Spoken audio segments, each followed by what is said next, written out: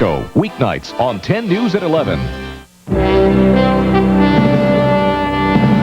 This is an ABC News special, The 92 Vote.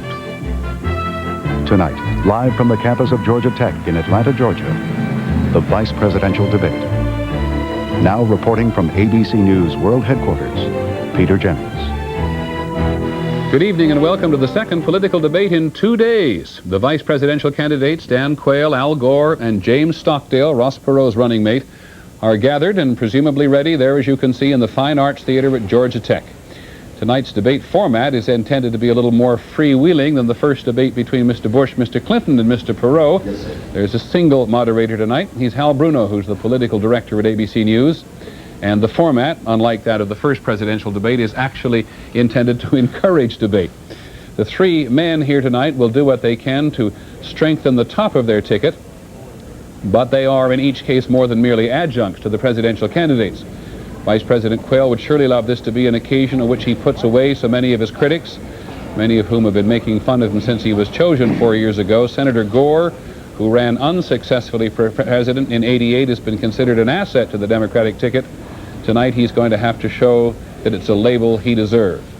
Admiral Stockdale is the unknown tonight and rather enjoying it. Said the moderator is ABC's Hal Bruno, and here they go.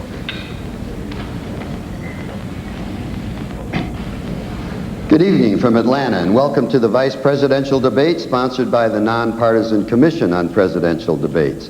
It's being held here in the Theater for the Arts on the campus of Georgia Tech.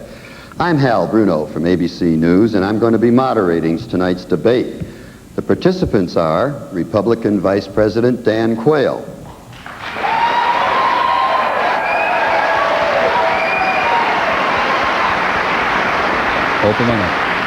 Democratic Senator Al Gore. As it was with the presidential candidates, the tickets have been given away to their respective supporters, which you'll protect throughout the evening, I suspect.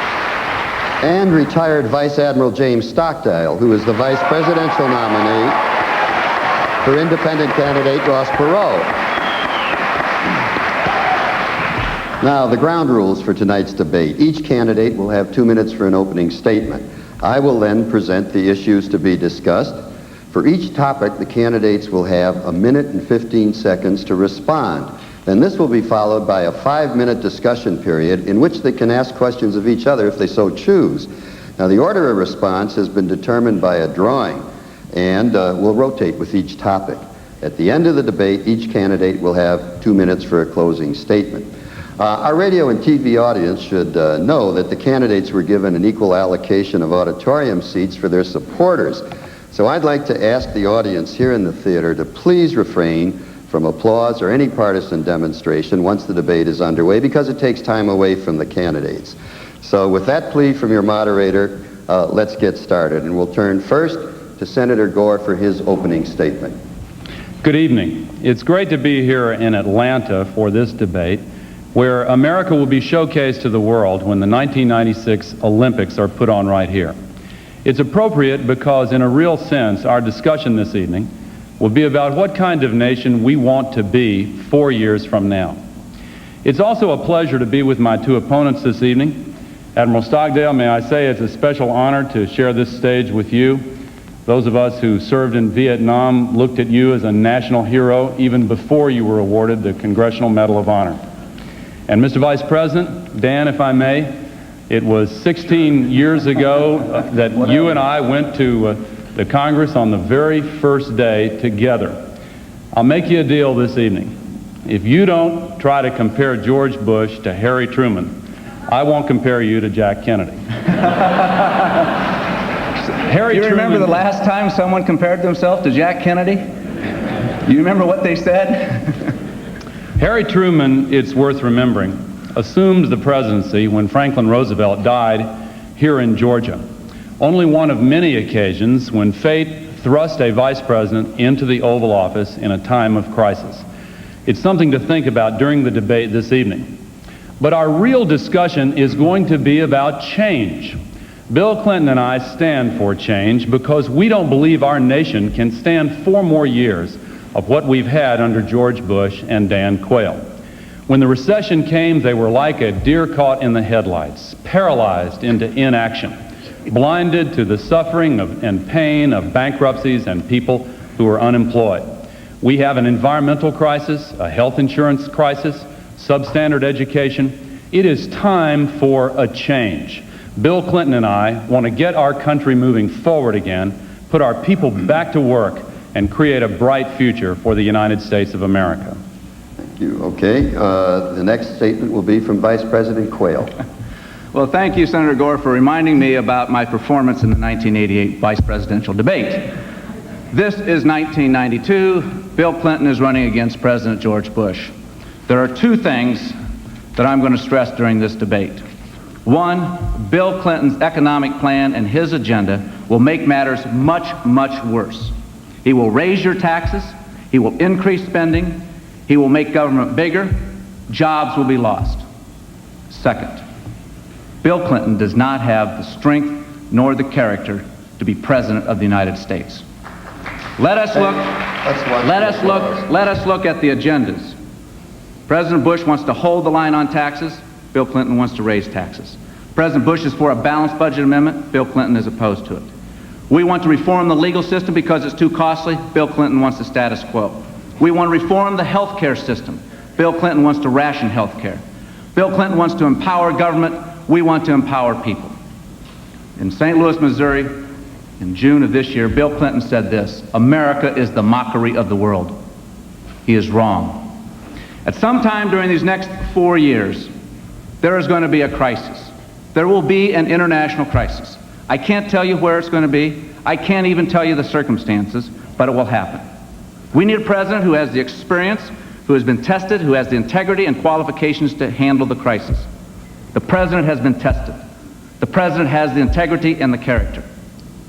The choice is yours. You need to have a president you can trust.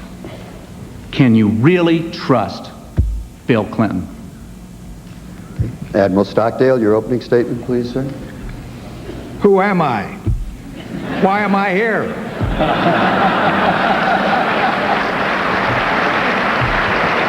I'm not a politician. Everybody knows that. So don't expect me to use the language of the Washington Insider. 37 years in the Navy, and only one of them up there in Washington. And now I'm an academic. The centerpiece of my life was the Vietnam War. I was there the day it started. I led the first bombing raid against North Vietnam. I was there the day it ended, and I was there for everything in between. 10 years in Vietnam, aerial combat, and torture. I know things about the Vietnam War better than anybody in the world. I know some things about the Vietnam War better than anybody in the world. And I know how governments, how American governments can be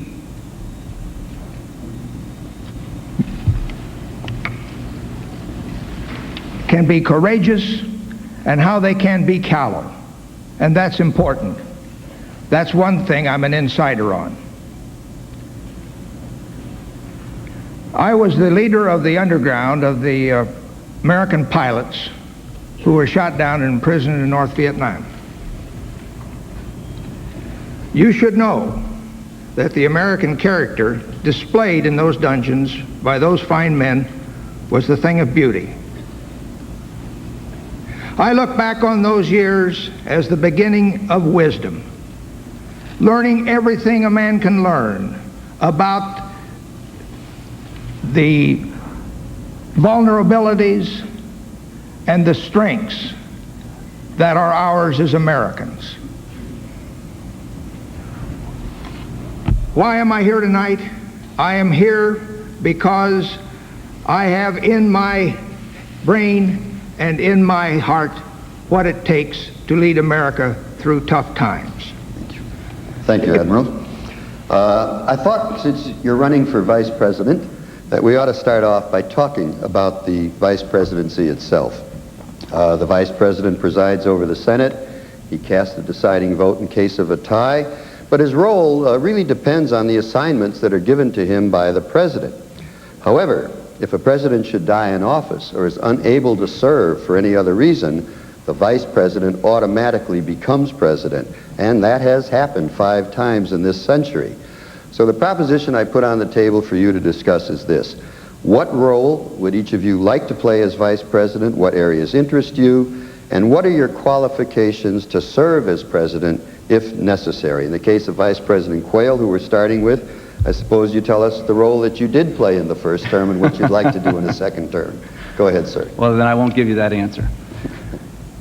Qualifications. I've been there, Hal. I've done the job. I've been tested. I've been vice president for 4 years. Senator Gore referred to us being elected to the Congress together in 1976. I've done the job. I've done many things for the president. But even as vice president, you never know exactly what your role is going to be from time to time. And let me just give you an example of where I was tested under fire and in a crisis. President Bush was flying to Malta in 1989 to meet with President Gorbachev. It was the first meeting between President Bush and President Gorbachev. They had known each other before. A coup broke out in the Philippines. I had to go to the Situation Room. I had to assemble the president's advisors. I talked to President Aquino. I made the recommendation to the president. The president made the decision. The coup was suppressed. Democracy continued in the Philippines. The situation was ended. I've been there, and I'll tell you one other thing that qualifies you for being president, and it's this, Hal. You got to stand up for what you believe in. And nobody has ever criticized me for not having strong beliefs. Admiral Stockdale? My association with Mr. Perot is a very personal one. And as I have stood in and finally taken his running mate position, he has granted me total autonomy. I don't take advantage of it, but I am sure that he would make me a partner in decisions, in making decisions about the way to handle health care, the way to get this economy back on its feet again, in every way. I have not had the experience of these gentlemen, but to be any more specific, but I know I have his trust, and I intend to act in a way to keep that situation alive. Thank you. Senator Gore.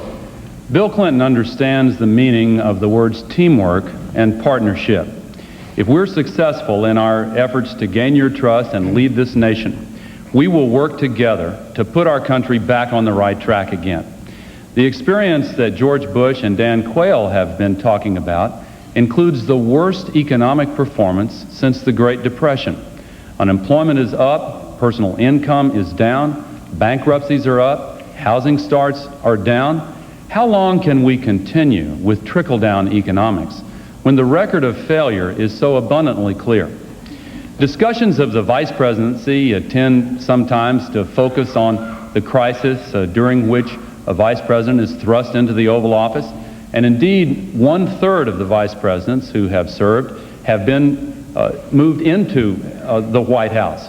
But the teamwork and partnership beforehand, and hopefully that situation never happens, how you work together is critically important. The way we work together in this campaign is one sample. Now, I'd like to say in response to Vice President Quayle, he talked about Malta and the Philippines. George Bush is concentrated on every other country in the world. When are you guys going to start worrying about our people here in the United States of America and get our country moving again? Well, again, I will ask the audience, please do not applaud. It takes time from the candidates. All right. Now we have 5 minutes for discussion. Well, and go ahead, Vice President Quayle. The answer to that is very simple. That we are not going to raise taxes to create new jobs. We have a plan to create new jobs, but that wasn't the question. The question dealt with qualifications. Teamwork and partnership may be fine in the Congress, Senator Gore. That's what Congress is all about: compromise, teamwork, working things out. But when you're President of the United States, or when you're Vice President, you have to fill in like I did the night of the crisis in the Philippines. You've got to make a decision. You've got to make up your mind. Bill Clinton, running for President of the United States, said this about the Persian Gulf War. He said, had I been in the Senate, I would have voted with the majority, if it was a close vote, but I agreed with the arguments of the minority. You can't have it both ways. You have to make a decision. You cannot sit there in an international crisis and sit there and say, well, on one hand this is okay, and on the other hand this is okay. You've got to make the decision. President Bush has made the decisions. He's been tested. He's got the experience. He's got the qualification. He's got the integrity to be our president for the next 4 years. President, Admiral Stockdale, it's your turn to respond next, and then Senator Gore will have his chance to respond. Okay, I thought this was just an open session, this 5-minute thing, and I didn't have anything to add to his, but I will. Well, I'll jump in if you don't. I thought anyone could jump in whenever they wanted to. Okay, whatever pleases you, gentlemen, is fine with me. I'll let y'all figure out. But I want Admiral Stockdale's time. This is not the Senate. This is not the Senate where you can trade off time. Go ahead, I'll Senator let y'all Gore. figure out the rules. I've got some points that I want to make here, and I still haven't gotten an answer to my question on when you guys are going to start worrying about this country. But I want to elaborate on it before. Why doesn't the Democratic Congress pass the President's Jobs Bill? Let him say his thoughts, and then you can come in. Letting you get off that string of attacks. We've been listening to trickle-down economics for 12 years now, and y'all still support trickle-down to the very last drop. And you know, talking about this point of concentrating on every other country in the world as opposed to the people of our country right here at home, when George Bush took former Secretary of State Baker out of the State Department and put him in charge of the campaign and made him Chief of Staff in the White House, Mr. Baker, who's quite a capable man, said that for these last 4 years, George Bush was working on the problems of the rest of the world, and in the next 4 years, he would target America. Well, I want you to know we really appreciate that, but Bill Clinton and I will target America from day one. We won't wait 4 years before we concentrate on the problems in this country. He went on to say that it's really amazing what George Bush can do when he concentrates. Well, it's time that we had a president like Bill Clinton who can concentrate and will concentrate and work on the problems of real people in this country. You know, our country is in trouble. We simply cannot continue with this philosophy of giving huge tax cuts to the very wealthy, raising taxes on middle-income families the way Bush and Quayle have done, and then waiting for it to work. How much longer will it take, Dan, for trickle-down economics to work in your theory?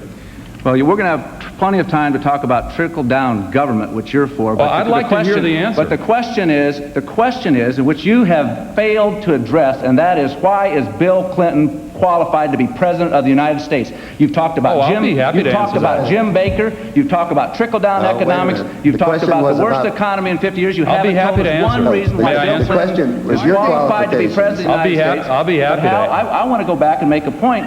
Well, you've asked me a question. If you don't answer my question, I will answer yours. I've made a statement.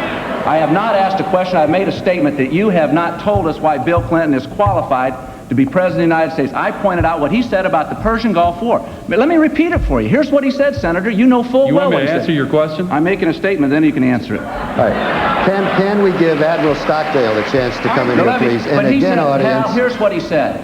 If the vote, this is the Persian Gulf War, the most important event in his political lifetime. And here's what Bill Clinton says. If it was a close vote, I'd vote with the majority. Right. Let's give Admiral Stockdale a chance to come in. That qualifies you for being president of the United States. I hope America is listening very closely to this debate tonight. And I think America is seeing right now the reason this nation is in gridlock.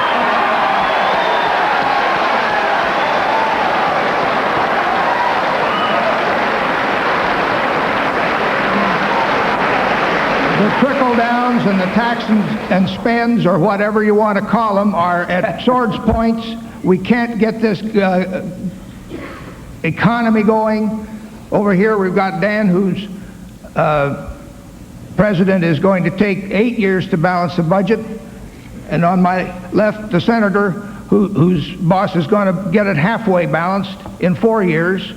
Ross Perot has got a plan to balance the budget 5 years in length from start to finish, and we're people of the non-professional category who are just sick of this terrible thing that's happened to the country, and we've got a man who knows how to fix it, and I'm working for him. I was a little bit worried that there might not be a free-flowing discussion tonight. Thanks for Let's move on to the economy. Specifically, the economy was talked about at great length the other night in the presidential debate. Let's talk about a very particular aspect of the economy, and that is getting people back to work. For the average person, the great fear is losing his or her job, and many Americans have lost jobs in this recession, which also means the loss of benefits, the loss of a home, a destruction of a family's security. Specifically, how would your administration go about getting people back to work, and how long is it going to take? And we start with Admiral Stockdale. The lifeblood of our economy is investment. And right now, when we pay we borrow $350 billion a year, it saps the money markets, and the private investors are not getting their share. What we do is work on that budget by an aggressive program, not a painful program, so that we can start borrowing less money and getting more investment money on the street through entrepreneurs who can build factories, who will hire people, and maybe we'll start manufacturing goods here in this country again. That's my answer. Okay, Senator Gore. Bill Clinton's top priority is putting America back to work. Bill Clinton and I will create good, high-wage jobs for our people, the same way he has done in his state. Bill Clinton has created high-wage manufacturing jobs at 10 times the national average.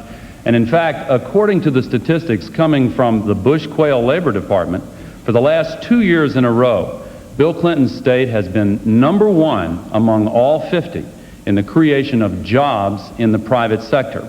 By contrast, in the nation as a whole, during the last 4 years, it is the first time since the presidency of Herbert Hoover that we have gone for a 4-year period with fewer jobs at the end of that 4-year period than we had at the beginning. And look at manufacturing. We have lost 1.4 million jobs in manufacturing under George Bush and Dan Quayle. They have even, we learned 2 weeks ago, taken our tax dollars and subsidized the moving of U.S. factories to foreign countries. Now, don't deny it, because 60 Minutes and Nightline and the nation's newspapers have investigated this very carefully. When are you going to stop using our tax dollars to shut down American factories and move them to foreign countries and throw Americans out of work? Vice President Quayle. Senator, don't always believe what you see on television. Let me tell you, the media have been wrong before.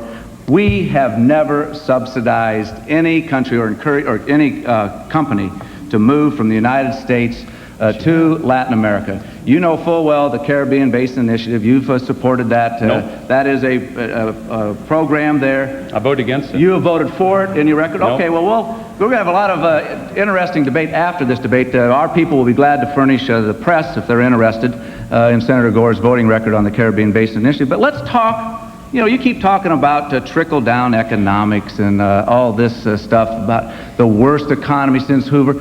It is a bad economy. It's a tough economy. The question isn't it's not who you're going to blame. What are you going to do about it? Your proposal is to raise $150 billion in taxes, to raise $220 billion in new spending. Nope. How is raising taxes going to help small business? How is raising taxes going to help the farmer? How is raising taxes going to help the consumer of America? I submit to you that raising taxes will make matters much, much worse. Okay, Admiral, we now throw it open for discussion. Admiral Stockdale, it's your turn to start the discussion. Well, we've got to clean out the barn, if I may quote my boss, and start getting this investment money on the street so we can get and encourage entrepreneurs to build factories. The program is out there. It's a put together thing that requires some sacrifice, but not excessive.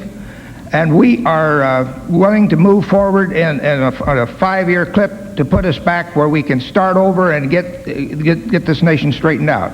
Senator Gore? Well, Getting people back to work. the difference between the Perot-Stockdale plan and the Clinton-Gore plan is that Ross Perot's plan concentrates almost exclusively on balancing the budget and reducing the budget deficit.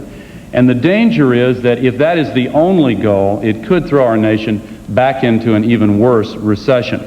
Bill Clinton and I have a detailed 5-year budget plan to create good jobs, cut the budget deficit in half, and eliminate the investment deficit in order to get our economy moving forward again. We have a $20 billion infrastructure fund to create a nationwide network of high-speed rail, for example, and what are called information superhighways to open up a whole universe of knowledge for our young people and to help our universities and companies that rely on new advances in the information revolution. We also have tax incentives for investment in job-creating activities, not the kind of encouragement for short-term rip-offs like the proposal that we have had from George Bush. But I want to return and say one more time, you have used our tax dollars to subsidize the recruitment of U.S. companies to move overseas and throw Americans out of work. In Decaturville, Tennessee, not very far from my home, a factory was shut down right there when they were solicited by officials paid with U.S. taxpayers' money, and then the replacement workers in a foreign country were trained with our tax dollars, and then their imports were subsidized coming back into the United States. When are you going to stop that program? We do not have any program that encourages companies to close down here and to go and invest in on foreign soil. That is absolutely outrageous. Of course American businesses do have business abroad. We've got global competition. We want the businesses to expand. Do you realize this, Senator? That every job that's overseas, there's 3 jobs back here to support that, but never have we ever, and nor would we, support the idea of someone closing down a factory here and moving overseas. That's just totally ridiculous. It's going on right now. No, it happened in Tennessee, in Decaturville, Tennessee. When George Bush went to Nashville, the employees who lost their jobs asked to meet with them. I talked with them. Let me tell you what they're feeling. Some of them are in their 50s and 60s. They want to know where they're going to get new jobs when their jobs have been destroyed. And there are 1.4 million manufacturing jobs that have been lost because of the policies of you and George Bush. Are we going to, do you seriously believe that we ought to continue the same policies that have created the worst economy since the Great Depression? I hope that when you talk to those people, you said, and the first thing that Bill Clinton and I are going to do is raise $150 billion in new taxes. You've got that wrong too. And the first, that is part of your plan. $150 billion in new taxes. Well, you're going to disavow your plan. Listen, what we're proposing. You know what you're doing? You don't know what you're doing? You're pulling a Clinton. And you know what a Clinton is? And you know what a Clinton is? A Clinton is what he says one thing one day and another thing the next day. You try to have both sides of the issues. The fact of the matter is that you are proposing $150 billion in new taxes. No. And I hope that you talk to the people in Tennessee and told them that you're going to have new taxes. You can say it all you want, but it doesn't make it true. I hope you talked to them about you were going to increase spending at $220 billion. I'm sure what you didn't talk to them about was about how we're going to reform the health care system, like the president wants to do. He wants to go out and to reform the health care system so that every American will have available to them affordable health insurance. I'm sure one other thing that you didn't talk to him about, Senator, and that is legal reform. Because your position on legal reform is the status quo. And yet you talk about foreign competition. Why should an American company have to spend 15 to 20 times on product liability insurance costs compared to a company in Japan or a company in Germany or somewhere else? That's not right. We have product liability reform legislation on Capitol Hill that will create jobs, and the Democratic Congress won't pass it. Okay. I think it's time to move on to our next topic. All 3 of you gentlemen have some expertise in defense and the armed forces. Vice President Quayle and Senator Gore both served on the Senate Armed Services Committee. Admiral Stockdale, of course, has a very distinguished military career. With the end of the Cold War, everyone agrees that there's going to be major cuts that are already started in the defense budget. But this country has a long history of neglecting its military needs in peacetime, then paying for it with heavy casualties when we're caught unprepared. How much of a defense cut is safe? What happens to the people who are forced to leave the military services, or if they lose their jobs because they're working in defense industries? I think we start with Senator Gore this time. Bill Clinton and I support a strong national defense. He and I have both fought for change within the Democratic Party as well as within the country. In the aftermath of the Cold War, the definition of strong national defense has obviously changed somewhat. For example, George Bush wants to maintain at least 150,000 American soldiers in Europe, even though World War II ended 50 years ago. Bill Clinton and I agree with so many military experts who believe that it is time for the Europeans, who are so much wealthier now and more powerful than they were at the end of World War II, to start picking up a little more of that tab themselves and not rely so exclusively on the United States taxpayers for the defense of Europe. We believe that we can make savings in our defense budget and at the same time improve our national security. Now, for those who are affected by the cutbacks, whether they come from George Bush or Bill Clinton and me, the difference is Bill Clinton and I have a defense conversion program so that those who won the Cold War will not be left out in the cold. We want to put them to work, building an infrastructure and an economy here in this country for the 90s and the next century. Vice President Quayle. We won the Cold War because we invested in national security. We won the Cold War because we invested in our military. We didn't win we won the Cold War because America had the political will and made the right decisions. Yes, we can make the cuts in defense, and we have. Bill Clinton wants to cut defense another $60 billion. I say to the defense workers in California and elsewhere, $60 billion defense cut is going to cut a lot of jobs out. Yes, we are making a conversion. We can go to a civil space rather than having a defense or the defense industry. But let me say this: we would not have won the Cold War if we had listened to Senator Gore and his crowd and had supported a nuclear freeze. If you would have supported that attitude,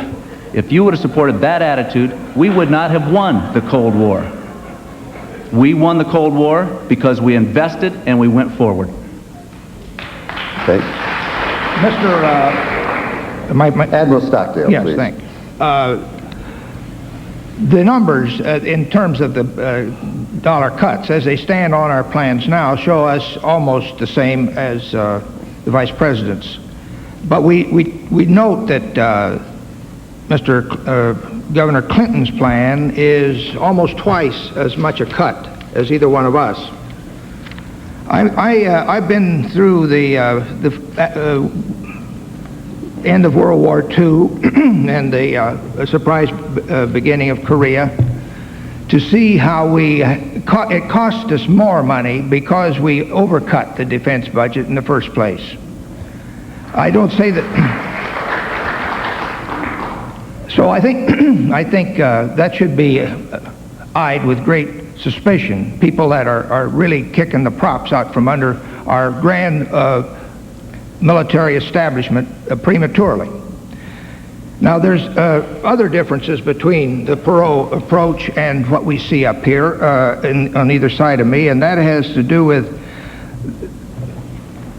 we want to focus our interests, economic and military, more to the Pacific. We figure that we are generally going along with any sort of a troop removal from Europe. So that's still another face of this puzzle.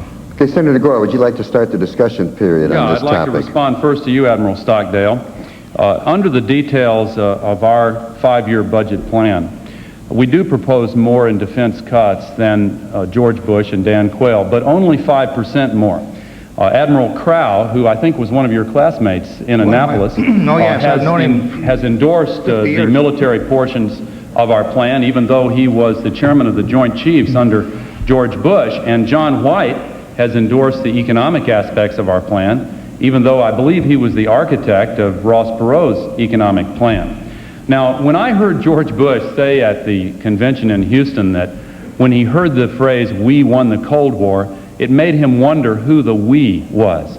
Well, I want to tell you, President Bush, the "we" is the people of the United States of America. This wasn't a partisan victory that came suddenly a few months after you took the oath of office. This started with Harry Truman, and it was a bipartisan effort from the very beginning. George Bush taking credit for the Berlin Wall coming down is like the rooster taking credit for the sunrise. And I want to add one other thing, because in the debate a few nights ago, I think President Bush made a very serious misstatement of fact in response to Ross Perot. It was a kind of a little lecture he gave to Ross Perot when he said, "Those SS-18s are gone, Ross. That's done." He reached a deal with Boris Yeltsin to completely remove them so we can all sleep safely without any fear tonight. But you know what? They thought they were going to get that deal, but when he took the person in charge of the negotiations out of the State Department and put him in charge of the re-election campaign, the deal unraveled, and now there is no start to deal at all. In fact, there are serious problems. Isn't it a fact, Dan, that every single one of those SS-18s is still there in the silos, and under the START I treaty, only half of the silos are supposed to be dismantled, and there is no deal to get rid of the other half. Didn't the President make a mistake there? Vice President Quayle, the President please. does have a commitment from Boris Yeltsin to eliminate the SS-18s. That is a commitment. Is it an agreement? It is a commitment, and well, let's talk about. Well, he said it's done. Let him talk, Senator. Just lighten up here, Al. Go ahead. Let's talk about getting agreements. You know, the President of the United States doesn't just negotiate with your friends in Congress. The President of the United States deals on the international scene. He's got to deal with the President of Russia. He's got to deal with the Chancellor of Germany, Prime Minister of Britain, President of France, Prime Minister of Japan. He's got to deal with a whole host of leaders around the world. And the leaders sit down and they will negotiate and they will come to agreements with people that they trust. And this is a fundamental problem with Bill Clinton, is trust and character. It is not the issue of how he avoided military service 20-some years ago. It's the fact. It's the fact that he does not tell the truth about it. He first said he didn't get an induction notice, then we find out that he did. He said he didn't have an ROTC slot, then we find out he did. He said he didn't use Senator Fulbright's office for special influence, then we find out that he did. These are inconsistencies. Bill Clinton has trouble telling the truth, and he will have a very difficult time dealing with somebody like President Yeltsin or Chancellor Kohl or Prime Minister Major or President Mitterrand, because truth and integrity are prerequisites to being President of the United States. I want to respond to that.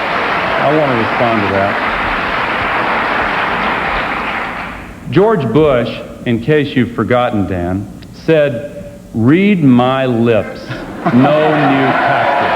Read my lips. And you know what? I didn't think I was going to hear that tonight. Hold on, let me finish. Okay. He also said he wanted to be the environmental president. Then he went on to say he wanted to be the education president. Then he said that he wouldn't raise taxes again. No, never, ever, ever. Then the next day, his spokesman, Marlon Fitzwater, came out and said, "That's not a pledge." Then 2 weeks ago, he said that after the election, if you win, then James Baker's going to go back to be Secretary of State. Then a week later, in the debate a few nights ago, he said, no, after the election, if we win, James Baker is going to be in charge of domestic policy. Which is it, Dan? Is he going to... What's your role in this going to be? Well, we'll have to move on to another topic. No, I'm sorry, Mr. Vice President. No, I don't have time to respond to that? You'll get plenty of chance to respond, so don't worry. I was, okay, you're the moderator. I was under the assumption that when they like that, we you ran had a out of chance to time. respond. According to the agreement, it's time to move on, and I want to stick to the You got the last word agreement. on that, but we'll come back to it. But you'll have a chance. I can see what's happening here. We throw out the topic, and then we drift, but that's okay, because I think it's making for a healthy exchange. The only thing I would ask... I'm enjoying it. The only thing I would ask of you gentlemen is when we get to the discussion period, whoever talks first, be considerate of the others, because you have a tendency to filibuster. Okay, let's go on. Look over there. Okay. I'm not pointing any fingers. Let's talk about the environment. We'll get away from controversy. Everyone wants a safe and clean environment. But there's an ongoing conflict between environmental protection and the need for economic growth and jobs. So the point I throw out on the table is, how do you resolve this conflict between protection of the environment and growth and jobs? And why has it taken so long to deal with basic problems such as toxic waste dumps, clean air, and clean water? And Vice President Quayle, it's your turn to start first. Hell, that's a false choice. You don't have to have a choice between the environment and jobs. You can have both. Look at the President's record. Clean air legislation passed the Democratic Congress because of the leadership of George Bush. It is the most comprehensive Clean Air Act in our history. We are firmly behind preserving our environment, and we have a good record with which to stand. The question comes about what is going to be their position when it comes to the environment. I say it's a false choice. You ought to ask somebody in Michigan, a UAW worker in Michigan, if they're thinking increasing the CAFE standards, the fuel economy standards to 45 miles a gallon is a good idea. 300,000 people out of work. You ought to talk to the timber people in the Northwest, where they say that, well, we can only save the oil, forget about jobs. You ought to talk to the coal miners. They're talking about putting a coal tax on. They're talking a tax on utilities, a tax on gasoline, home heating oil, all sorts of taxes. No, Hal, the choice isn't the environment and jobs. With the right policies, prudent policies, we can have both. Admiral Stockdale. I read Senator Gore's book about environment, and I don't see how he could possibly pay for his proposals in today's economic climate. The Marshall Plan of Environment and so forth. And also, I'm told by some experts that the things that he fears most may not be all that dangerous, according to some scientists. You can overdo, I'm told, environmental cleaning up. If you purify the pond, the water lilies die. I love this planet, and I want it to stay here, but I don't like to have it the private property of fanatics that want to overdo this thing. Senator Gore. Bill Clinton and I believe we can create millions of new jobs by leading the environmental revolution instead of dragging our feet and bringing up the rear. You know, Japan and Germany are both openly proclaiming to the world now that the biggest new market in the history of world business is the market for the new products and technologies that foster economic progress without environmental destruction. Why is the Japanese business organization, the largest one they have, the Keidan-Ren, arguing for tougher environmental standards than those embodied in U.S. law? Why is MITI, their trade organization, calling on all Japanese corporations everywhere in the world to exceed by as much as possible the environmental standards of every country in which they're operating?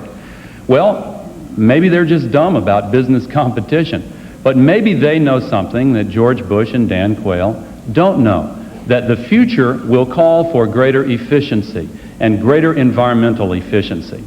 This is an issue that touches my basic values. I'm taught in my religious tradition that we are given dominion over the earth, but we're required to be good stewards of the earth, and that means to take care of it.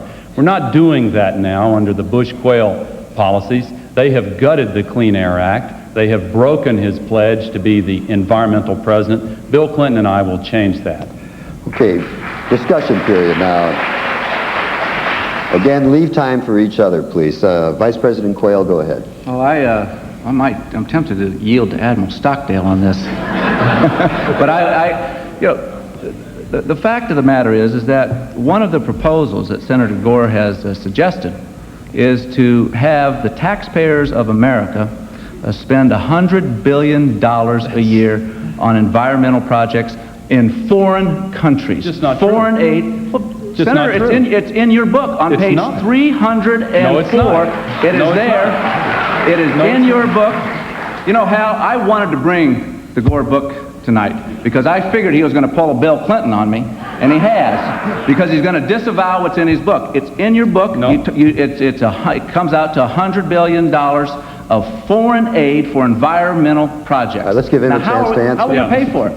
How are we going to pay for an extra $100 billion of the taxpayers' money for this? Dan, I appreciate you reading my book very much, but you've got it wrong. No, I've got it right. There's no such proposal.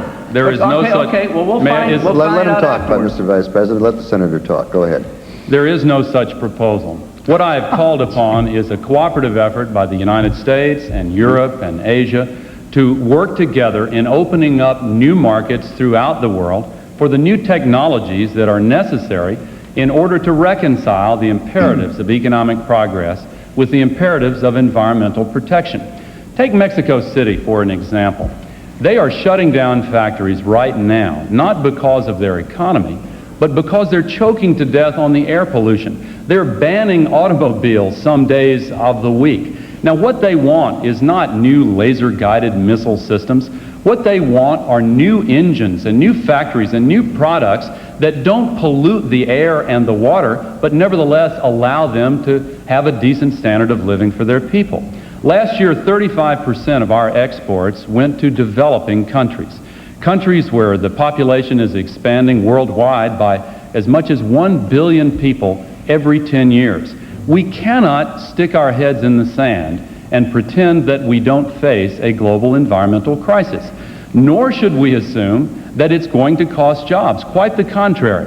We are going to be able to create jobs, as Japan and Germany are planning to do right now, if we have the guts to lead. Now, earlier we heard about the auto industry and the timber industry.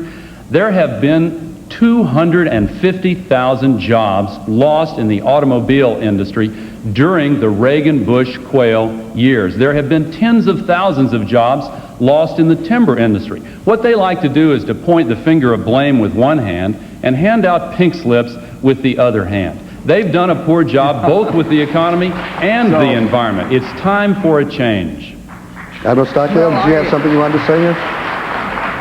I know that I read where Senator Gore's mentor had disagreed with some of the scientific data that is in his book.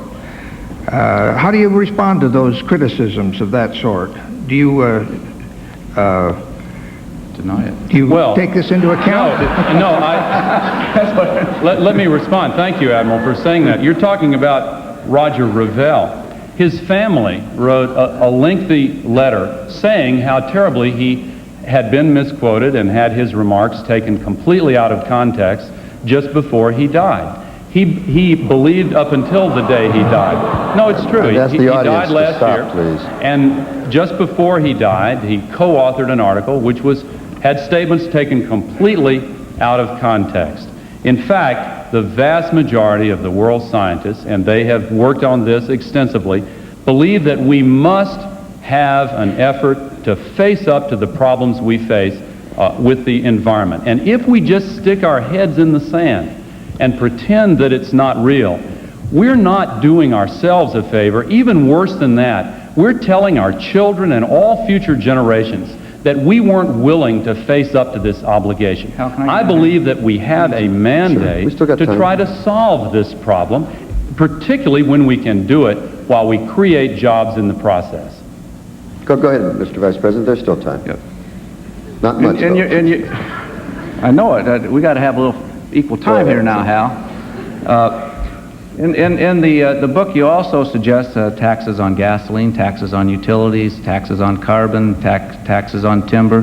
There's a whole host of taxes, and I don't believe raising taxes is the way to solve our environmental problems. And you talk about the bad situation in the auto industry. You seem to say that the answer is, well, I'll just make it that much worse by increasing the CAFE standards. Yes, the auto industry is hurting. It's been hurting for a long time. And increasing the CAFE standards to 45 miles per gallon, like you and Bill Clinton are suggesting, will put, as I said, 300,000 people out of work. Okay, let's move on now. I would like to remind the audience of one thing. Trying to stop you from applauding may be a lost cause. I didn't say anything about hissing, but I do think it is discourteous. And there's no call for that, and it reflects badly on the candidate you're supporting. So let's knock that off. Let's go on to health care. Health care protection has become a necessity of life in our society. Yet, Millions of Americans are not insured, and the cost of medical treatment is practically out of control. How do you propose to control these costs, and how are you going to provide access to health care for every American?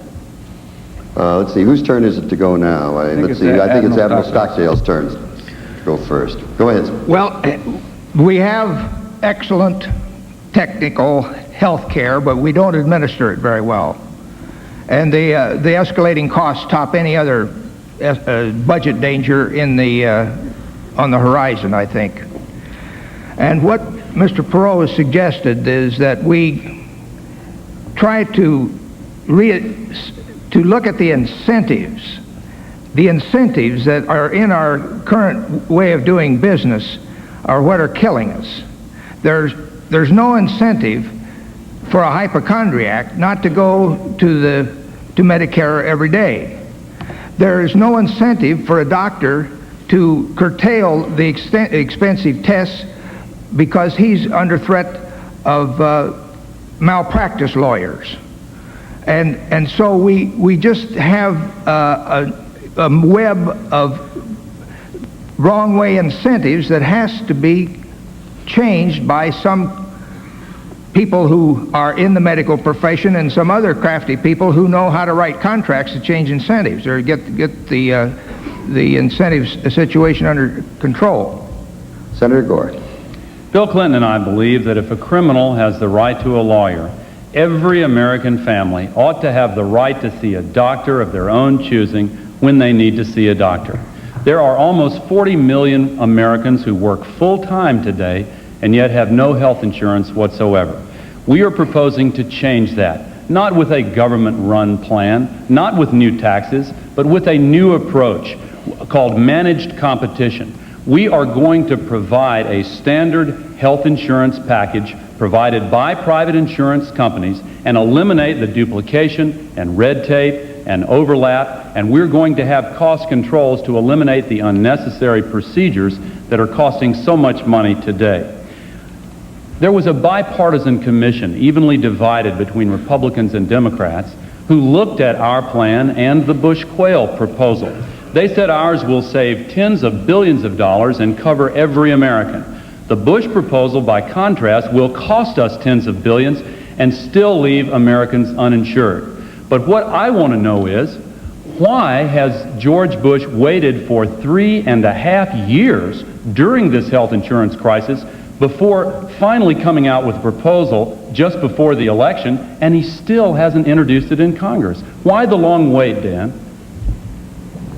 Vice President? Al, President Bush has had his health care reform agenda on the Capitol Hill for 8 months. He's had parts of it up there for years. You talk about increasing costs that the President has had on Capitol Hill, medical malpractice reform legislation for several years. Defensive medicine and health care today costs $20.7 billion. Defensive medicine defined as testing and treatment that is only necessary in case of a lawsuit. Wouldn't that be nice to take $20.7 billion that we're putting into our legal system and put it to preventive health care or women's health care or something else besides trial lawyers? But no, you don't want to reform the health care system to drive down costs through medical malpractice. What you're doing, you are talking about a government program. Your program is to ration health care. You said in your statement to see a doctor when you want to see a doctor. When you start rationing health care, there's going to be a waiting line to see a doctor unless it's an emergency. Remember when we rationed energy in this country? Waiting lines at the gasoline stations. The same thing would happen when you ration health care.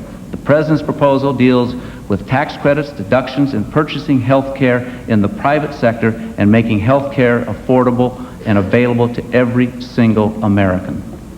Admiral Stockdale, would you like to start the discussion period? Well, I'm out of ammunition on this. Well, let me talk then, because I've got a couple of things that I Go want ahead, to say. Senator. We still didn't get an answer to the question of why George Bush waited for 3.5 years didn't wait for during the 3.5 years. national I did answer health the question. insurance crisis before he even made a proposal, and it still hasn't been submitted to Congress in the form of legislation. I also want to respond to the question about malpractice. Do you know which state has the lowest malpractice premiums in the entire country?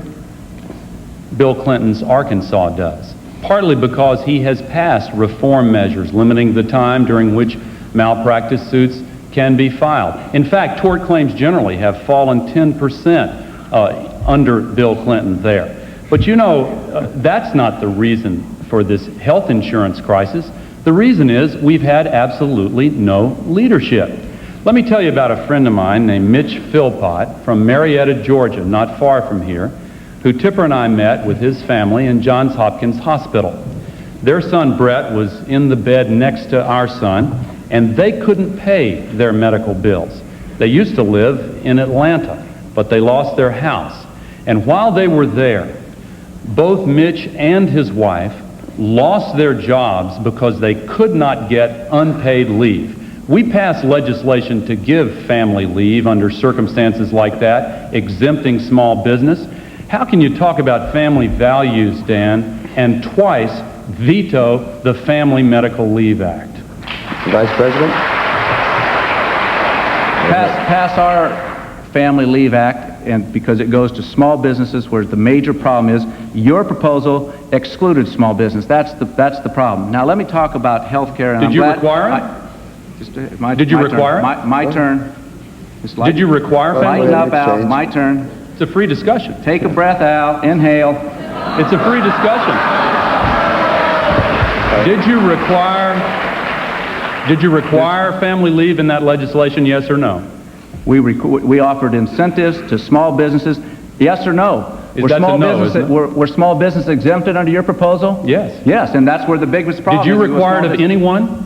I'm going to get back to the topic Did you require it of because anyone? He obviously doesn't want to talk about health insurance or health care, which you addressed. I was absolutely, I shouldn't say that. Another Clinton. You pulled another Clinton on me because here you go again. Medical malpractice legislation has been before the Congress of the United States, and you try to convince the American people that Bill Clinton is for tort reform.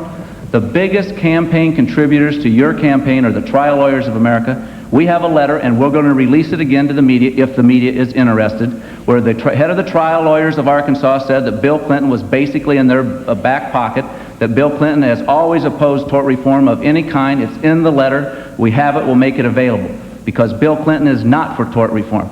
I'd like to know where Bill Clinton stands on health insurance. When he's campaigning in New Hampshire, he says, I am for the pay or play health insurance. Pay or play, that's a 7 to 9% payroll tax on every worker in America that participates in this program. Can I respond? And then all of a sudden, this summer, he says, oh, I'm not for a pay or play. Here we go again. Bill Clinton, one day he's for pay or play, the next day he's against pay or play. He does it in education. He writes Polly Williams, a Democrat state legislator in Milwaukee, Wisconsin, saying, I'm for choice in education. Then he goes to the NEA Teachers Union and says, sorry, I'm not for choice in education because you won't let me be for choice in education. One time Bill Clinton says, term limits. We ought to limit terms. It's ridiculous that a member of Congress can serve for 30, 40, 50 years and you limit the terms of the president, but that's another subject. We're fixing to limit one. Yeah. We're gonna limit. It's not going to be mine. It's going to be people like you and Kennedy and Metzenbaum and George Mitchell and the rest of that Democratic Congress on Capitol Hill. That's who we're talking about, and that's who the American people, in case, as you well know, you've got term limits for a president. You don't have term limits for Congress, and I think it's absolutely ridiculous that we don't. I want to respond to some of this. Here goes Bill Clinton again. He says, well, term limits, that's an interesting idea. I think I might be in favor of that. Then his Democratic friends in Congress say, no, Bill, you can't be for that. You know, Bill Clinton has trouble telling the truth. I want to respond to some of this. You have to tell the truth. I want to respond, if I might. Go ahead, Senator, quickly. You know, in response to my question before that long laundry list, he said that they had their own family leave proposal. It was just like the proposal of your party back when Social Security was first proposed. You said, we're for it as long as it's voluntary. Same with Medicare. You said, we're for it so long as it's voluntary. Yeah. Civil rights, we're for it so long as it's voluntary. Senator, I'm going to have to ask you to wrap this one up. Family leave is important enough to be required. Okay, thanks. Coming out of health care, again trying to avoid controversy, let's talk about the abortion debate. Abortion rights has been a bitter controversy in this country for almost 20 years. It's been heightened by the recent Supreme Court decisions. So I'll make it very simple in this question. Where do each of you stand on the issue? What action will your president's administration take on the abortion question? Will it be a factor in the appointment of federal judges, especially to the Supreme Court? And I believe that Senator Gore goes first. Bill Clinton and I support the right of a woman to choose. That doesn't mean we're pro-abortion. In fact, we believe there are way too many abortions in this country, and the way to reduce them is by reducing the number of unwanted pregnancies, not vetoing family planning legislation the way George Bush has consistently done. The reason we are pro-choice and in favor of a woman's right to privacy is because we believe that during the early stages of a pregnancy, the government has no business coming in and ordering a woman to do what the government thinks is best. What Dan Quayle and George Bush and Jerry Falwell and Pat Robertson think is the right decision in a given set of circumstances is their privilege.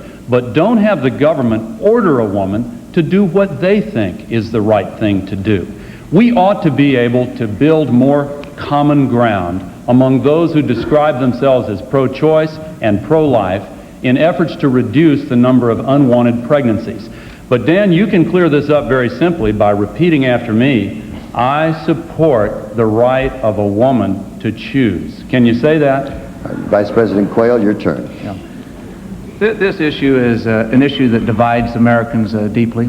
I happen to be pro-life. I have been pro-life for my 16 years in public life. My objective and the President's objective is to try to reduce abortions in this country. We have 1.6 million abortions. We have more abortions in Washington, D.C. than we do live births. Why shouldn't we have more reflection upon the issue before abortion, the decision of abortion is made? I would hope that we would agree upon that, something like a 24-hour waiting period, parental notification. I was in Los Angeles recently and I talked to a woman who told me that she had an abortion when she was 17 years of age. And looking back on that, she said it was a mistake.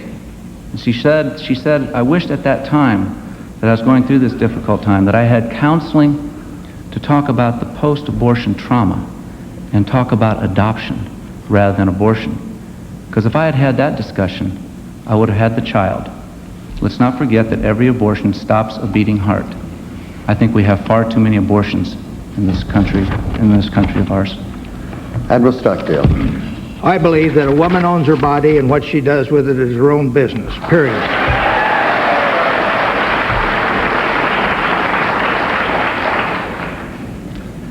Period. That's it.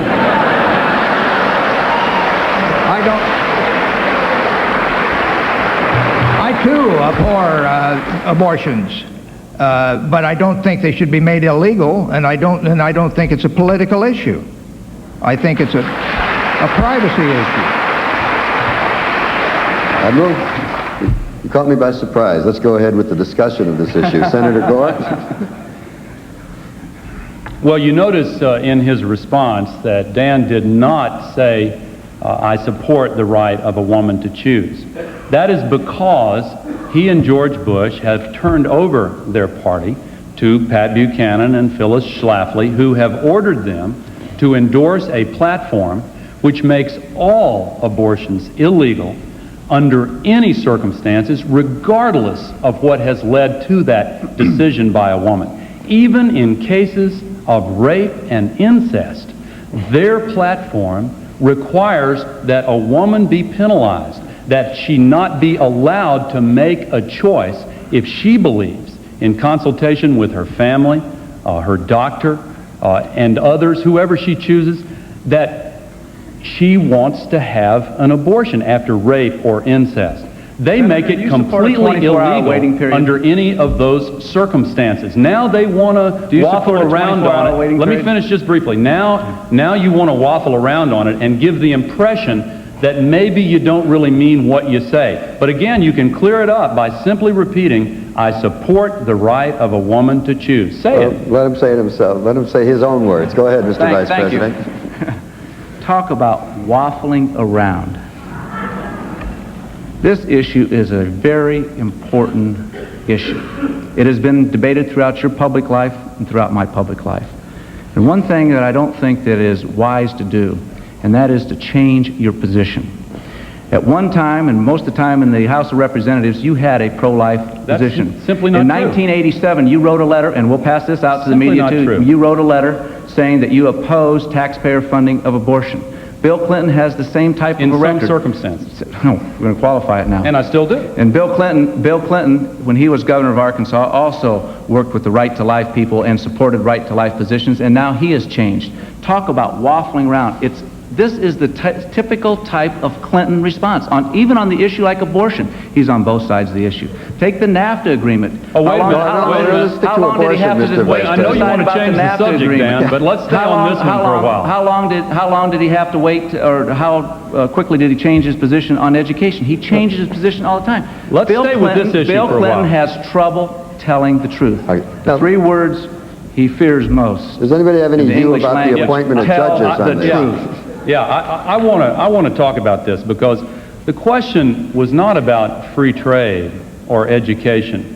The question was about. You're the one that brought up the issue of waffling. Dan, he has waffled on the abortion issue. let me talk now. It's going to be a long evening if you're like this now because no, don't change the subject. Don't change the subject. Because what you have answer my questions done. Answer my questions on the 24-hour waiting period. Do you support that? I have had the same position on abortion in favor of a woman's right to choose. Do you support a woman's right to choose? Do you support a 24-hour waiting period to have reflection? You're still avoiding the question. No, wait a minute. Let me tell you why this is so important. There are millions of women in this country who passionately believe in the right of a woman to privacy. And they want to stack the Supreme Court with justices who will take away the right to privacy. Make no mistake about it, that is their agenda. And if you support them, don't be surprised that that is exactly what they want to do. And that is why Dan Quayle refuses to say this evening that he supports the right of a woman to choose. I agree with Admiral Stockdale and the vast majority of Democrats and Republicans in this country. You know, one of the reasons so many Republicans are supporting the Clinton-Gore ticket is because they've turned over the party to this right-wing extremist group which takes positions on issues like abortion that don't even allow exceptions for rape and incest.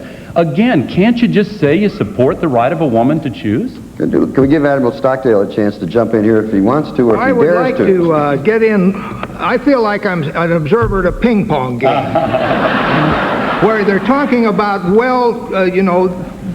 they're expert professional politicians that massage these intricate plots and know every nuance to them. And meantime, we're facing a desperate situation in our economy. I've seen the cost of living double in my lifetime. A new granddaughter was born in my family, my granddaughter, 3 weeks ago.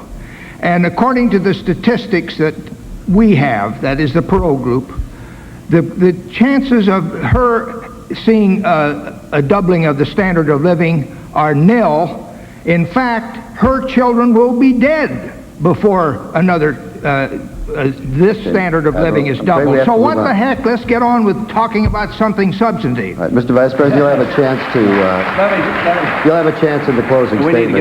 Let's move on to another topic. Just 15 seconds to respond. Can I have 15 seconds also? Let's move on, gentlemen. I'll tell you what. All right, let's not. We're not horse trading. We're having a debate. Let's go on.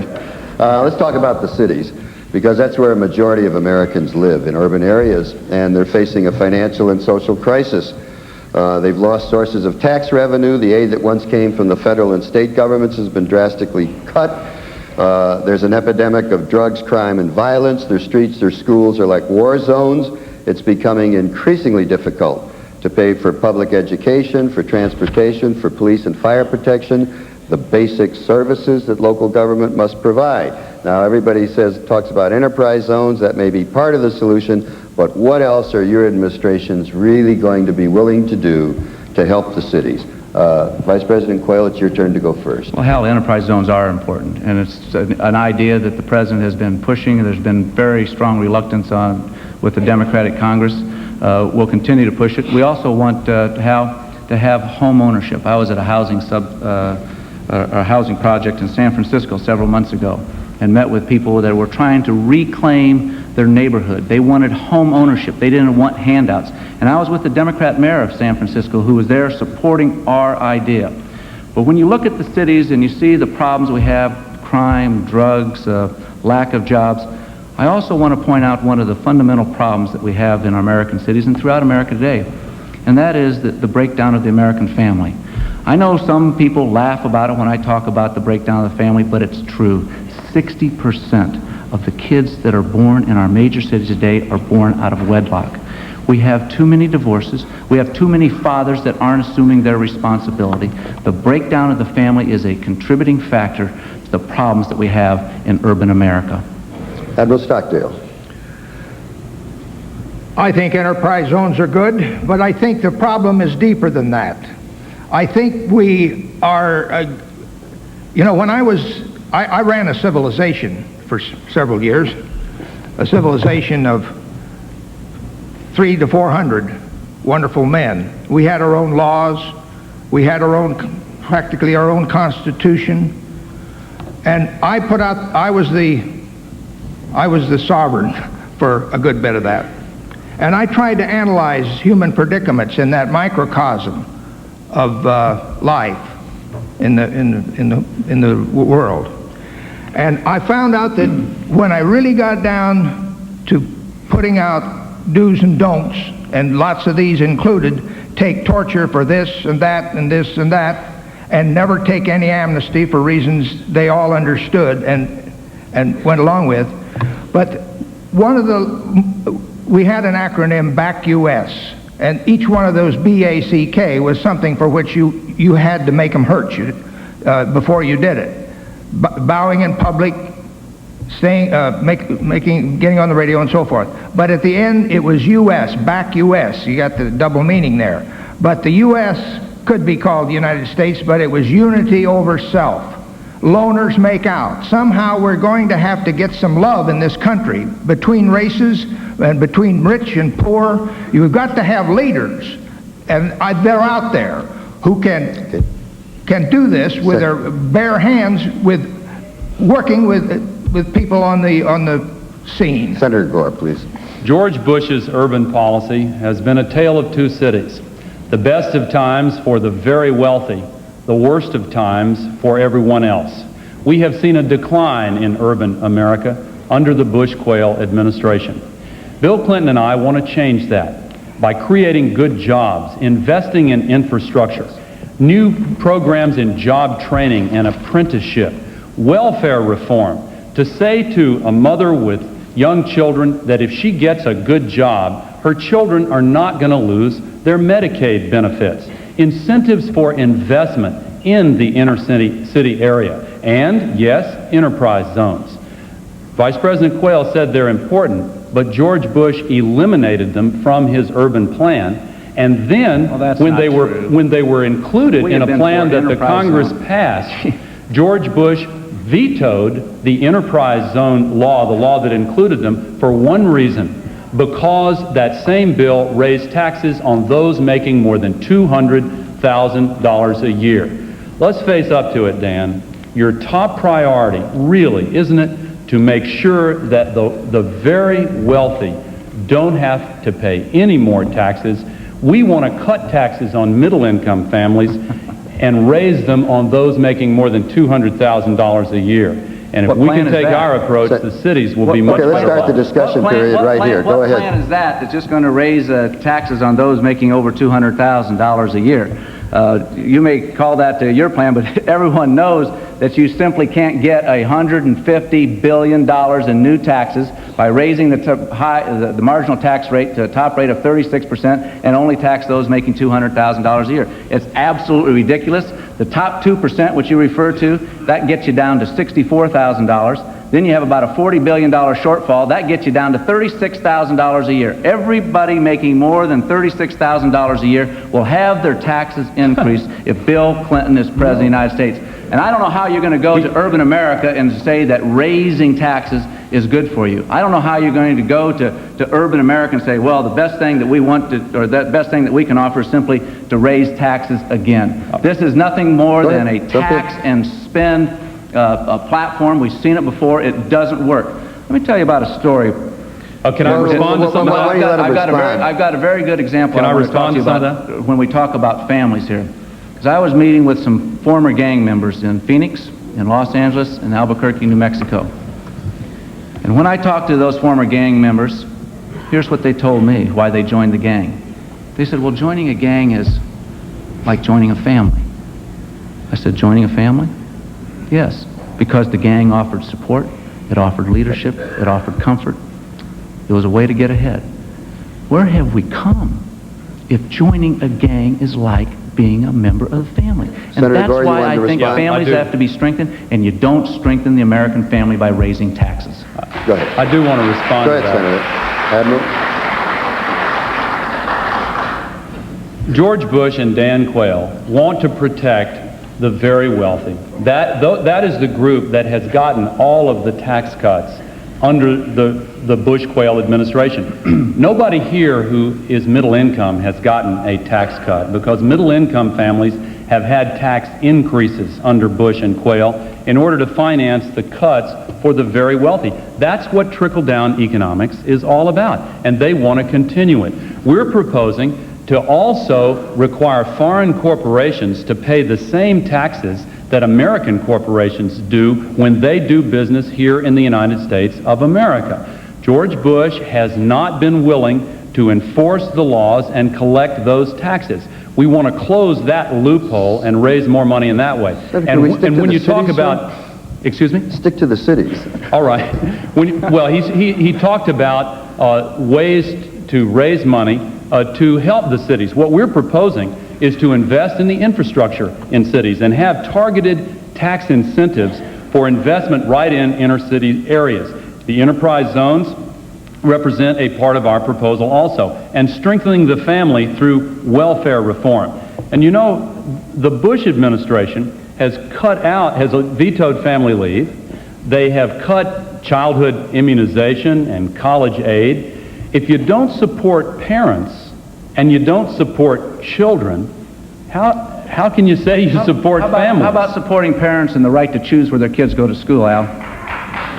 You support that? Let the parents, let the parents. Do you want me to answer? Public or private schools? Want me to answer? Go ahead. We support the public school choice to go to any public school of your choice. What we don't support, and listen to what they're proposing, to take U.S. taxpayer dollars and subsidize private schools. Now, I'm all for private schools, but to use taxpayer dollars when the people who get these little vouchers often won't be able to afford the private school anyway, and the private school is not under any obligation to admit them, that is a ripoff of the U.S. taxpayer. This is a very important issue. Choice in education is a very important issue.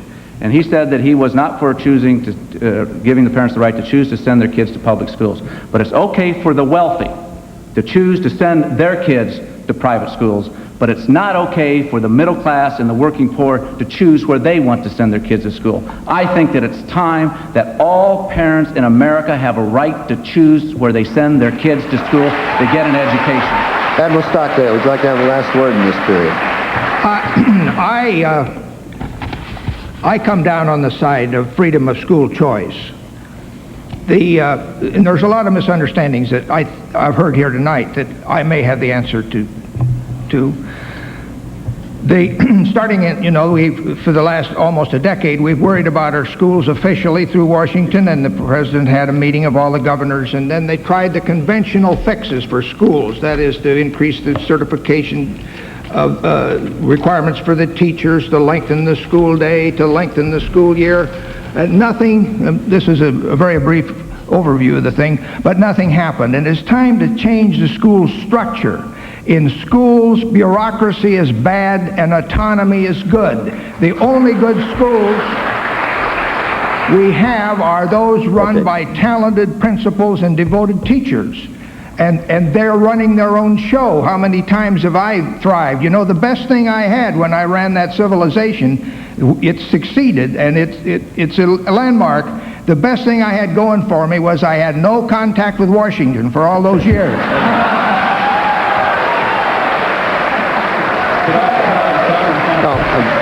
We have to go on. What I'm about to say doesn't apply to the debate tonight. It applies to the campaign that's been going on outside this auditorium. With 3 weeks to go, this campaign has at times been very ugly, with the tone being set by personal negative attacks. As candidates, how does it look from your viewpoint? And are these tactics really necessary? Admiral Stockdale, it's your turn to go. You know, I didn't have my hearing aid turned on. Tell me again. I was saying that at times this campaign has been very ugly with personal negative attacks. As a candidate, how does it look from where you are, and are these tactics really necessary? Nasty attacks. Well, I think there is a case to be made for putting emphasis on character over these issues that we have been batting back and forth and have a life of their own. Sure, you have to know where you're going with your government, but character is the big variable in the success. Character of the leaders is the big variable in the success, long-term success of an administration. I went to a friend of mine in New York some years ago, and he was the president of a major network, TV network, and he said, you know, I think we have messed up this election process. It was an election year by stressing that putting out the dogma that issues are the thing to talk about, not character. He said, I felt so strongly about this, I went back and read the Lincoln-Douglas debates. Read those debates. How do they come down? Douglas is all character. He knows all of the little stinky numbers these guys do. Abraham Lincoln had character. Thank God we got the right president in the Civil War. But that is a question that is a valid one. And, you know, I would like to brag about the character of my boss. Senator Gore. This election is about the future of our country, not about personal attacks against one candidate or another.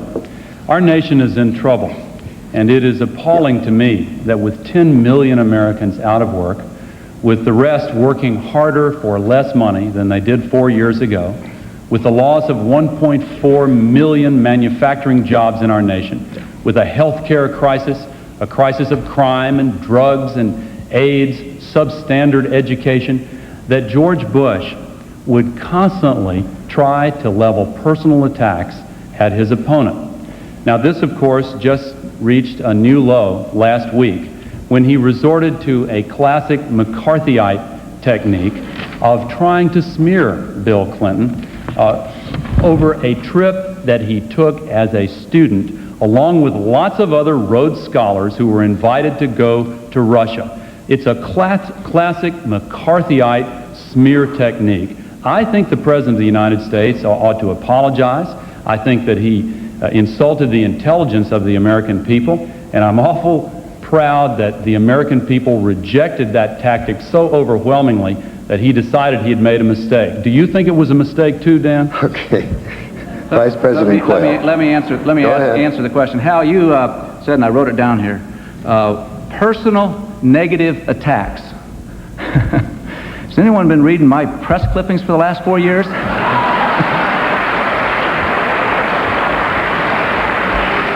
But I agree with one thing with Senator Gore, and that is that we ought to look to the future.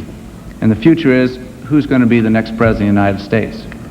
And is it a negative attack and a personal attack to point out that Bill Clinton simply has trouble telling the truth?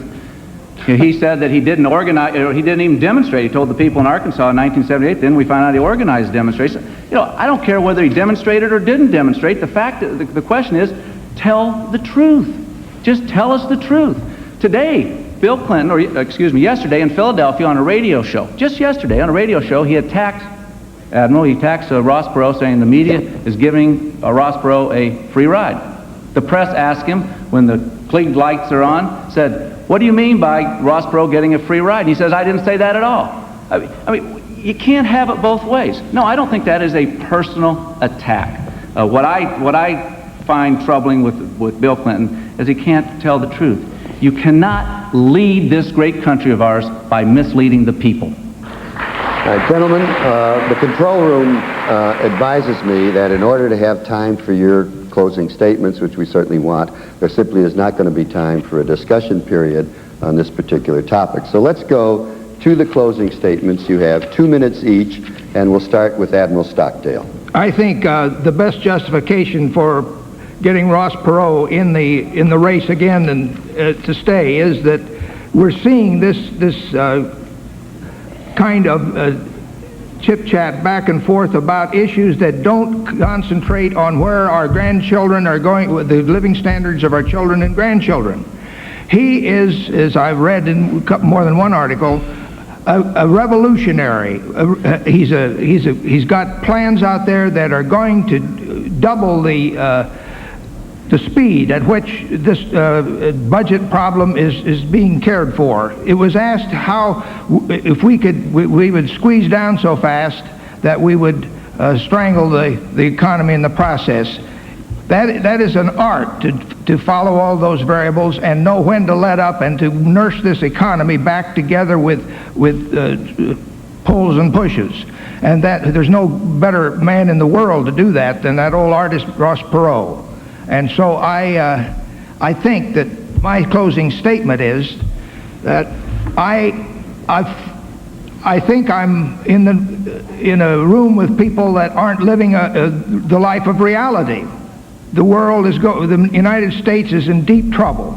We've got to have somebody that can get up there and bring out the fire hoses and get it stopped, and that's what we're about in the Perot campaign. Thank you. Senator Gore, your closing statement, sir? 3 weeks from today, our nation will make a fateful decision. We can continue traveling the road we have been on, which has led to higher unemployment and worse economic times, or we can reach out for change. If we choose change, it will require us to reach down inside ourselves to find the courage to take a new direction. Sometimes it seems deceptively easy to continue with the old habits even when they're no longer good for us. Trickle-down economics simply does not work.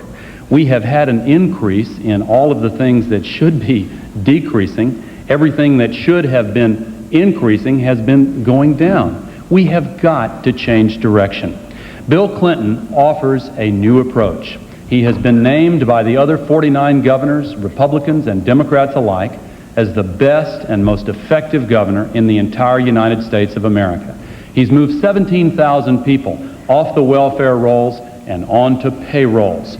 He has introduced innovations in health care and education. And again, he has led the nation for the last 2 years in a row in the creation of jobs in the private sector.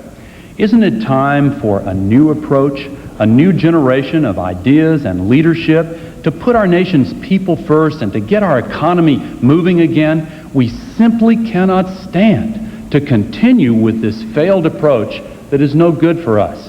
Ultimately, it is a choice between hope and fear, a choice between the future and the past. It is time to reach out for a better nation. We are bigger than George Bush has told us we are as a nation, and we have a much brighter future. Give us a chance. With your help, we'll change this country, and we can't wait to get started.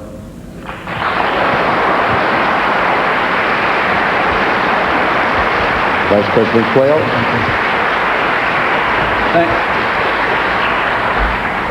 Thank you, Hal. I'd like to use this closing statement to talk to you about a few people that I've met in these last 4 years. Think of a woman in Chicago when I was talking to parents about education, where she stood up and said, "I'm sick and tired of these schools and this city being nothing but a factory for failure." And that's why we support choice in education. I was in Beaumont, Texas, and met with small business people, and they wanted to reform the civil justice system because they think our legal system costs too much and there's too much of a delay in getting an answer. I was in Middletown, Ohio, talking to a welfare woman where she said, "I want to go back to work and I had a job offered to me, but I'm not going to take it because I have 2 children at home and the job that is offered to me doesn't have health insurance." Under President Bush's health care reform package, that woman won't have to make a choice about going back to work or health care for her children because she'll have both. I was in Vilnius, Lithuania, Independence Square, speaking to 10,000 people in the middle of winter, hundreds of people came up to me and said, "God bless America."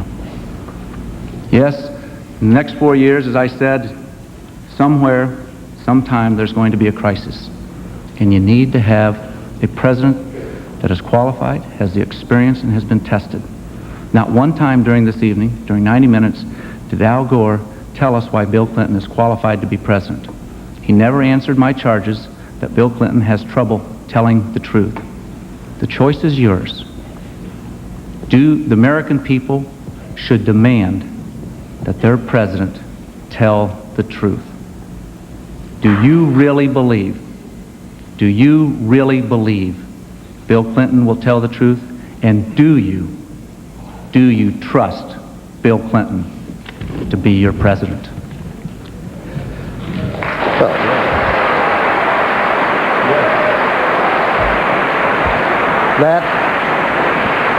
That concludes this vice presidential debate. I'd like to thank Vice President Quayle, Senator Gore, Admiral Stockdale for being participants. The next presidential debate is scheduled for this Thursday at 9 p.m. Eastern Time at the University of Richmond in Richmond, Virginia. To all of our viewers and listeners, thank you and good night. Admiral? And so ends the vice presidential debate. We're going to take just a minute or two here to get some quick impressions. Yours at home are the ones that count, essentially, but out there in Atlanta, or down there in Atlanta, from a New York point of view, ABC's Jeff Greenfield has been listening. Impressions, Jeff? I thought this was one of the best public performances that Dan Quayle has given. He came here with a mission, to use a George Bush phrase. He defined it in the opening statement. He said, "I'm going after Bill Clinton on basic issues of integrity and trust," and he hammered away on it over and over again. For his own sake, he was more in command of materials on an ad-lib basis than I've seen him before. And I must say to you two quick other things. First, Al Gore, a very good debater, seemed to be very programmed. No matter what Dan Quayle would say, Gore would take a breath and say, "Bill Clinton and I believe that." I wonder how that struck the audience at home, whether it seemed assured or programmed. And unlike Ross Perot, who really helped Bill Clinton, Stockdale helped Dan Quayle by really undercutting Al Gore on points on the environment, on defense, and on the character issue. The irony is, of course, that people don't vote for vice presidents. That's what the Republicans were saying 4 years ago. I have a feeling some Democrats are grateful for that tonight. I wonder if you think, Jeff, that Admiral Stockdale was an asset to Ross Perot, as you mentioned, that these men are intended to, well, just keep looking at them, I think is probably more interesting, as they are here tonight to try to help the top of the ticket. Well, I think that's right. I think clearly Admiral Stockdale, as a newcomer to the scene, you have to forgive him the fact, and maybe it's a charming thing, he doesn't have the kind of presence that two veteran politicians do. In fact, a couple of times Admiral Stockdale got off a very good point about the anti-politician theme of Perot by saying, "This is why we have gridlock," and I feel like I have watching a ping pong match. And at one point I thought I heard him say that his hearing aid was off. Yes. And I wondered whether or not he might have turned it off deliberately. Well, I think it's the sort of thing that a lot of people would like to do when they hear politicians. But I think we need to come back to this one point. 4 years ago, Dan Quayle was the issue for the Democrats. He was the vulnerability in a race that Bush was leading. Because George Bush is so weak, the strength that Dan Quayle showed tonight may ironically be somewhat less important than it would have been had Quayle performed like this in 1988. Okay, Jeff, thanks very much. Just want to make a recommendation to our audience as they take a last glimpse at Georgia Tech down here in Atlanta. There have been a lot of fairly vigorous charges tonight, which both campaigns will wish to document or support. We've been trying to do it as we go along, and we won't take the time to comment on it now, but some of the charges made this evening are not accurate. So perhaps our best recommendation to you at home is to take a look at your newspaper tomorrow morning, or watch the television and listen to the radio. Listen to Nightline later this evening, when they'll take a closer look at this debate, as the charges and counter-charges this evening are documented. As Admiral Stockdale said, in listening to the two candidates, there was in this evening a lot of misunderstanding, but also a very lot of strong impressions. I'm Peter Jennings. Thanks for being with us. This has been the 92 vote.